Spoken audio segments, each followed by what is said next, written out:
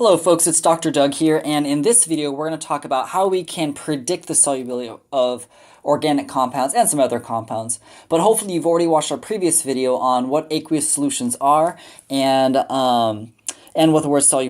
If you don't remember what solubility means, just remember that it's actually a value, and it's the maximum number of grams of any solute that you can dissolve in 100 milliliters of water.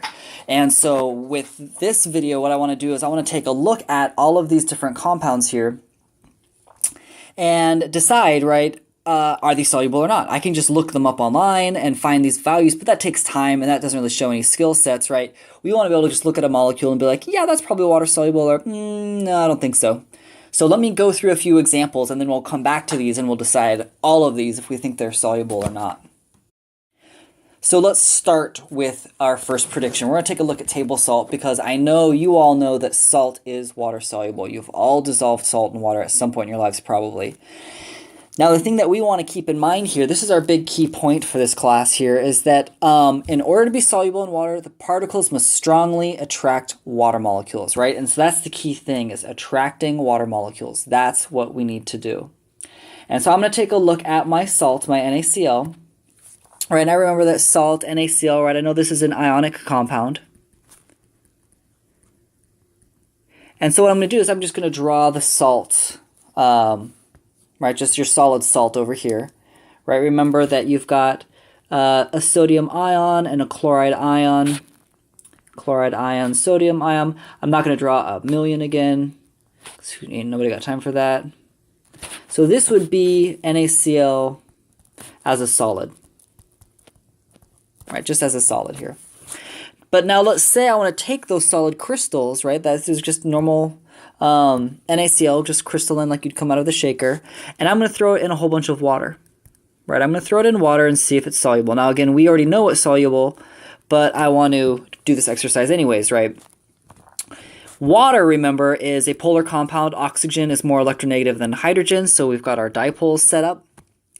And what I want to ask myself is, when I take this salt and I throw it in water and I see that it dissolves, what happens to it? And what happens to it is that you have two different things going on. You're going to have your sodium ions, and they're going to dissociate from your chloride ions. They're going to separate. It's called dissociation, and I'll write that equation in a second. But what happens is that if you take a look at your water molecules, right, your water molecules are going to line up so that the negative parts of the water molecules are attracted to the positive cation here, right, my sodium cation. So I'm going to have water molecules line up this way so that those partially negative oxygens are attracted to that partially positive sodium ion, right? And again, if I put my partial charges here, I have negatives and positives all over the place. Partial positive, partial negative.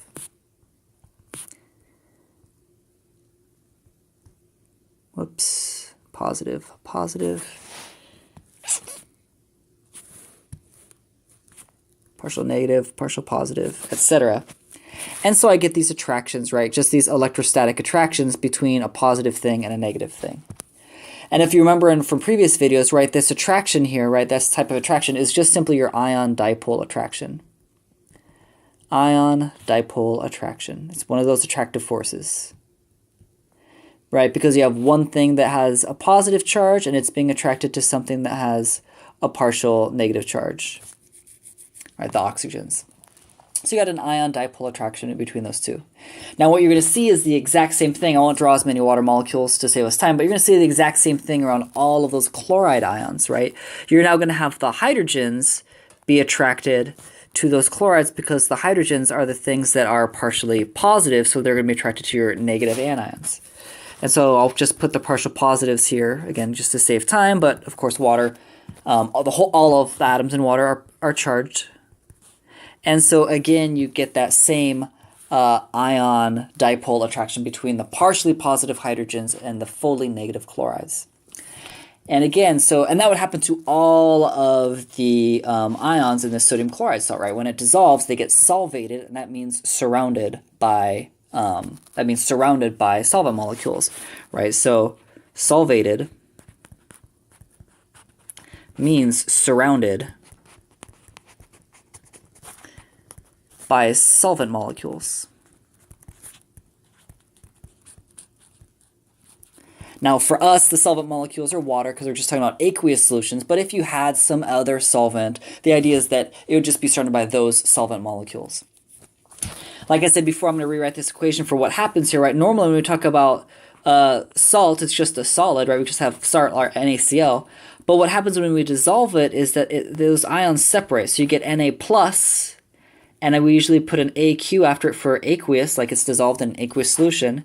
And I'm going to have my Cl minus now. And again, I'll put an AQ after that for aqueous. And so they split, or in other words, we say they dissociate. So this would be a dissociation. The ions dissociate. When you put sodium chloride in water, we say that it dissociates, which we're going to see in a second is different than when we have covalent compounds. Now, did we in fact see that our water molecules were attracted to the solutes? Yes, definitely, right? We said that we have this ion dipole attraction here. The water molecules, the solute, was very attracted to the, the water molecules, which are the solvent, were very attracted to the ions here, these solutes. So we did have an attraction between water and our solutes, which again is why sodium chloride is so water soluble. Let's take a look at another example. Here we have glucose. I didn't draw sucrose out. That's your table sugar because sucrose is bigger, but I just have glucose. And I want to ask myself the same question here, right? Is water going to be attracted to this particle? Is water going to be attracted to glucose? And to answer that, I want to take a look at what type of compound glucose is, right? If I look at glucose, looks like it's polar covalent. And because I've got all of these dipoles, right? So many dipoles. So I'll go ahead and I'll put these in. So partially positive hydrogen, partially negative oxygen. That carbon's positive, that's negative, that's positive, negative. As you can see as I go around here, there are so many dipoles. There's dipoles all over the place on this molecule. And as I'm doing this, I should already be thinking to myself, will water be attracted to this? Right? Again, we have our lovely water molecule, H2O, and if I look at water, I've got its partially negative oxygen, partially positive hydrogen. Can I imagine any ways in which these might be attracted to each other? And absolutely. I mean, look at this molecule is loaded with partial charges. So I know, for example, that if I drew a water molecule, the oxygen of that water molecule would be attracted, right, to this hydrogen, for example, giving us a hydrogen bond between these two. I could do the same thing. I could go look at this oxygen and say, oh, hey, a water molecule's hydrogen would be attracted to that, right? Partial positive, partial negative, partial positive. Because that hydrogen's positive and that oxygen's negative. And I could go on and on and on and on, right? There are so many places on this molecule where water and this molecule, glucose, could be attracted to one another. I'm not going to draw them all, but you can imagine that we could just keep going and going and going. And so there's lots of attraction between the two. So lots of attraction between this solute, which in this case is glucose, and water. Lots of attraction. So do we think glucose is soluble? Absolutely. So definitely soluble. So definitely soluble in water. Lots and lots and lots of attraction between the two. Lots of attraction between the two. Now, unlike sodium chloride, glucose doesn't break apart when you get it in water, right? It's a covalent compound. It's not a ionic compound. And so all of these bonds between all of the hydrogens and oxygens within glucose, none of those break. It's just that the glucose molecule gets surrounded, gets solvated by water molecules. And so if I was to write the equation for glucose getting dissolved, so C6H12O6, if I was looking at just that solid and I say that it dissolves, I do not dissociate anything. I leave it as it is. But I do change the phase for it and just write AQ by it. So if you had one glucose molecule to start with, you still have one glucose molecule when you dissolve it, which is different than sodium chloride. If you start off with 1 unit of sodium chloride, you end up with 2 units of ions because you now have a sodium ion separate from a chloride ion is the idea. So ionic compounds dissociate into their ions when you dissolve them, but covalent compounds do not. So here are two examples of things that we know are water soluble, and the idea is that they definitely attract water. They attract water, so they're soluble in water. Let's take a look at something that is not soluble in water, right? We all know that oil and water don't mix, for example. And so here is a picture of a molecule, right? An oil molecule. These oil molecules are also known as triglycerides. You can call these oils or fats. It kind of depends on, are they room temperature? Are they liquid or solids at room temperatures? But we don't need to get into that right now. But the idea is that I want to go through the same exercise here and look at this molecule overall and decide overall, is it pretty polar or nonpolar? And if I look, I do see some partial charges. I've got these partial charges here, right? I'll go ahead and I'll put some of them in. But if I look at most of the molecule, and honestly, this is a relatively small triglyceride. These long chains, these zigzag, these CH2s should be much longer. Overall, most of this stuff looks pretty nonpolar. Right, these big chains right here, these are all CHs. These are all nonpolar. These are all nonpolar covalent. Right, which means there are no charges, which means there's no attraction to water. Or in other words, another way to say that is a term you're going to start hearing is that they're hydrophobic. Right? That they're quote-unquote water-fearing, even though it's kind of a misnomer. So water-fearing. They're not really water-fearing. It's just that water would rather hang out with other water molecules instead of hanging out with these things that don't have any attraction, that don't attract them whatsoever. So while it's true that you might get a water molecule attracted to some of these parts in this middle bit, what you're going to see is that for the most part, overall, this molecule is pretty nonpolar. So I'm going to say overall nonpolar. Overall nonpolar. And what we're going to use for our overall nonpolar sort of rule of thumb, this is just a rule of thumb, so don't quote me too hard on this, is that generally, and I'll even write this, rule of thumb, general rule of thumb. Our general rule of thumb here is that if there are 5 or fewer nonpolar carbons per polar functional group,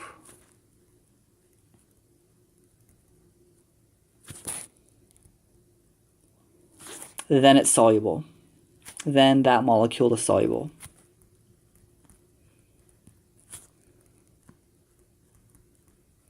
And that's a general rule of thumb. It's generally speaking. So you have this 1 to 5 rule, basically.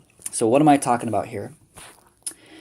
So for a polar functional group, I'm talking about something that has a bunch of partial charges, right? So here's a polar functional group, here's a polar functional group, here's a polar functional group. So I have 3 polar functional groups. And if I'm going to make a ratio there, right, we're saying that the ratio here needs to be 1 to 5. If I then look at nonpolar carbons, when I'm talking about nonpolar carbons, I'm talking about all of these. So I've got 1, 2, 3, 4, 5, 6, 7, 8, 9, 10, 11, 12, 13, 14, 15, 16, 17, 18, 19, 20, 21, 22, 23, 24, 25, 26, 27, 28, 29, 30, 31, 32, 33, 34, 35, 36, 7, 8, 9, 10, 30, 40, 41, 42, 43. 43, I believe, I counted kind of quickly, 43 nonpolar carbons. That is way, way, way, way shifted on. I have way too many nonpolar carbons, right? If I had 3 polar functional groups, that means I could only bring in 15 nonpolar carbons, and I'm trying to bring in 43, which is way, way, way too many. So I do not have 5 or fewer nonpolar carbons per polar functional group. So I would say that this is not water soluble. Not water soluble. And that's because, right, this particle is not strongly attracting the water molecules. It's mostly just C's and H's, which have no attraction, right? There's no partial charges there, so they're not going to attract water like this middle section might, but those outer sections don't. And since these middle sections here do attract water, right? So this section right here in the middle that I circled, that does attract water, this we would say there is some attraction. Apparently not enough because it doesn't follow that 1 to 5 rule. And so this would be hydrophilic. So sometimes molecules will have a hydrophilic portion and a hydrophobic portion, right? So this is hydrophilic, meaning water-loving. Meaning water-loving, or it attracts water. It means it attracts water. So that's how we can look at molecules and kind of decide. We can use that general 1 to 5 rule of thumb a lot, but if it's got a whole bunch of nonpolar pieces, it's probably not water soluble because it's not going. Those nonpolar things don't have any charges, so they're not going to attract water. If your particle has a lot of partial charges on it, or even full charges, it's probably going to attract water. So let's look at those set of examples again. So now I want to know what's going on with these molecules. Am I going to attract water or not? So if I take a look at this first thing, this C6H12, or sorry, this C6H6, all of these are nonpolar. This is all nonpolar. So I'd see no attraction. There's no reason for it to attract water, so I'd say not soluble. There's nothing on here that's going to attract water. If I go to the one on the right, just one right of it, I see these partial charges. I see partial charges all over the place. Let me fix that O. And in fact, in this case, this molecule is polar. And I don't have any nonpolar carbons. All the carbons have positive charges on it. So this is definitely soluble. And in fact, this is ethylene glycol, the components in an antifreeze, and it's infinitely soluble. They're totally miscible. You can mix them in any ratios you want. Here I have an example, partial negative, partial positive, partial negative. Excuse me, I don't know why I keep putting a negative there. Partial negative on that O, partial positive on that H.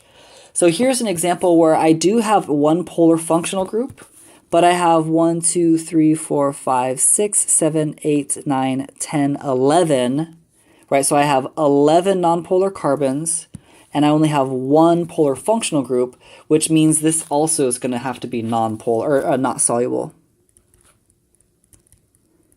Because again, if you only have one polar functional group, we're saying you can only bring in 5 nonpolar carbons, right? And this is trying to bring in 11, which is too many. So this is not going to be water soluble. If I go down to the example below it, it's the same sort of thing. I got one polar functional group, but in this case, I only have 2 nonpolar carbons. So this would be water soluble. So this would be yes, this would be soluble. Because, we said, for every one polar functional group, you can bring in 5 nonpolar carbons. So this is only trying to bring in 2 carbons. That's fine. This is trying to bring in 11. That is not fine. It's not water soluble. Same thing if I go over here. It looks like I have 2 polar functional groups, which means, in theory, I should only be able to bring in 10 nonpolar carbons, right? If I have 2 polar functional groups, that means 10 nonpolar carbons. Even glancing at this, that doesn't look good. This is where we're saying that I can only bring in 10, and I already see 1, 2, 3, 4, 5, 6, 7, 8, 9, 10, 11, 12, 13, 14, 15, 16, 17 nonpolar carbons, which means this is also not soluble. So also not soluble. Too many nonpolar carbons, too many hydrophobic spots.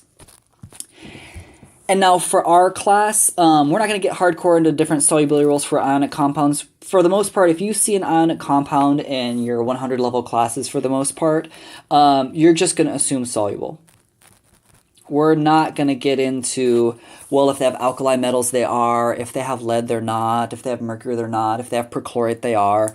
We are not going to get into those solubility rules. So for us, that if you see an ionic compound in my class, we're going to say soluble, which means that also this one down here would also be soluble because it's also ionic, right? We're going to have strong attractions between something like K plus is going to strongly attract water. Something like phosphate is going to strongly attract water. Both of those are very water soluble, so water soluble. If I go down here to this amino acid down here, I'm just going to start putting down partial charges, and already I'm starting to see that there are so many partial charges that I think this is going to be water soluble. I mean, look at all of these. Like everything on there has a charge on it. So definitely soluble. It's going to attract water. And then lastly, if I look at this one down here, this is overall nonpolar. I don't see anything at all. There's only nonpolar bonds, only C's and H's, so also not soluble. So this would not be water soluble. So there's no reason for water to be attracted to it.